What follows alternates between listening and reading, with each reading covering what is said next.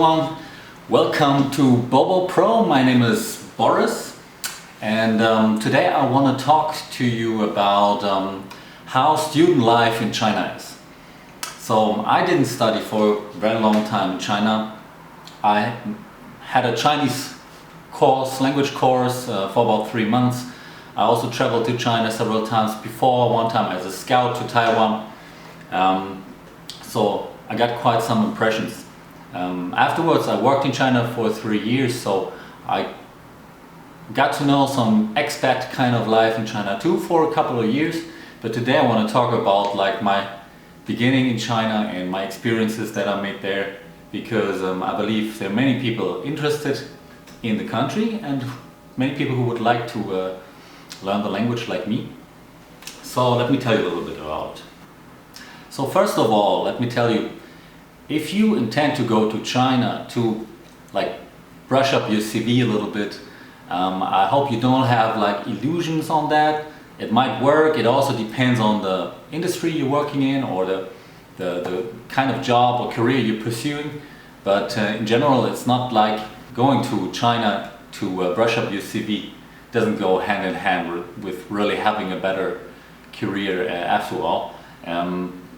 It also is connected. It also is connected to the fact that many majors or many degrees you can do in China are maybe not of a similar quality, or at least they don't have the same content as in America or Europe. So many companies know that, and they will not hire you just because of your experiences in China.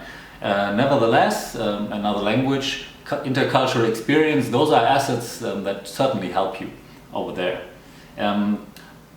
However, I also have to say, when I went to college in China, there were many foreigners who were really just wasting time. I had this dude I met on the basketball court. He said oh yeah, my dad, he sent me here because he thought I'm going to become a real man over here and I have to work hard, and now I'm just wasting time basically.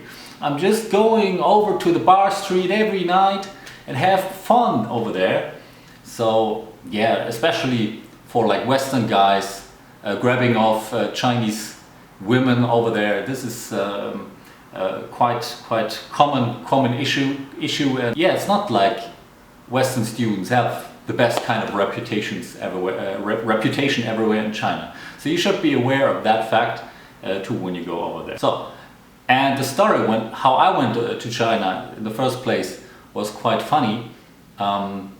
You have these opportunities. You can either choose to hire an internship agency. They take $2,000 to $3,000 more or less, chabuduo, and then they will take care of everything. I mean, that's a good thing if you want to be secure and you have money. But $2,000 to $3,000, probably excluding flight, might also be more. It's quite a lot of money. I didn't have that back in the days. So I worked for 1 year here in Germany to afford a flight, to book a course in the BLCU, the Beijing Language and Culture University, myself. And I just took off, arrived there. And on the sheet, on the application sheet, it said, follow these and these steps, right? Follow these and these steps. And in the end, when you arrive here, then ask for a room in our college. So I followed these steps exactly in the order given. And when I arrived there, I heard, oh, we're booked out. Why didn't you call us earlier? So I mean, we had the time difference and everything. I had to call at 3 o'clock in the night, and I did so, but didn't reach anyone. And there I stood without any hotel room, without any room in the student community. So what happened is that just one Chinese student came up to me. I didn't know him at all. I didn't ask for help. I didn't talk to him. And he said, hey, what's up? You new here? Can I help you? So you see, there are many very nice people in China, and I was lucky and I was really impressed. That was my first impression in China. And he went with me to 5 different hotels to find one single hotel that would accept a foreigner. And that was not enough. This Chinese student, he had to give the personal ID card to the reception woman to guarantee that I won't cause any trouble to the hotel. So that was kind of pain in the ass. So you see, this was really quite some issue, and you cannot really rely on someone just asking you if you need help and giving his ID card and guaranteeing for you. So yeah, prepare well if you go when you go to China. Still, you can also find a hotel sooner or later, but this is some trouble you want to avoid when you go there. So the next thing that happened is the hotel room I had was, if I remember right, without blanket cover. So I contacted a friend that I got to know online before in China, and she came along and helped me to buy a blanket cover. Yeah, help me let someone make a blanket cover for me, tailor it for me. This is also a new experience I never knew before, and for a very cheap price. Then further problem was I didn't know what to eat, I didn't know where to eat, I didn't know how to order food. So I went to a small tiny restaurant and just said, jigga, jigga, jigga, this one, this one, this one, right? And I got like guts and everything and was disgusted, and I lost probably about 5 to 6 kilo the first 2 weeks that I lived in China. I was basically only living from McDonald's.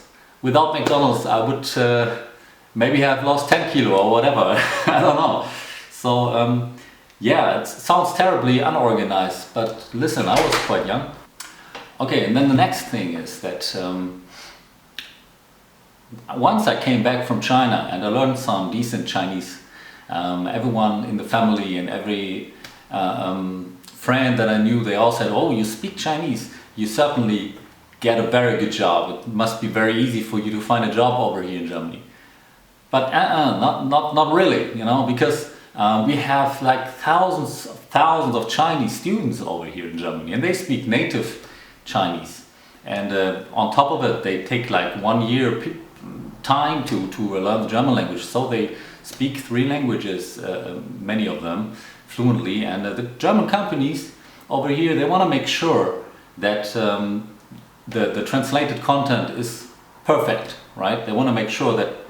And how do they test you, right? Most German companies, they don't have anyone to test you in speaking Chinese language. So they just take the secure path and hire a native Chinese person. So those are the things you need to be prepared of when you go to China and you think like, oh yeah, this is my career path. And I'm having a safe way and everything's gonna be easy from now on. No, it's not like that.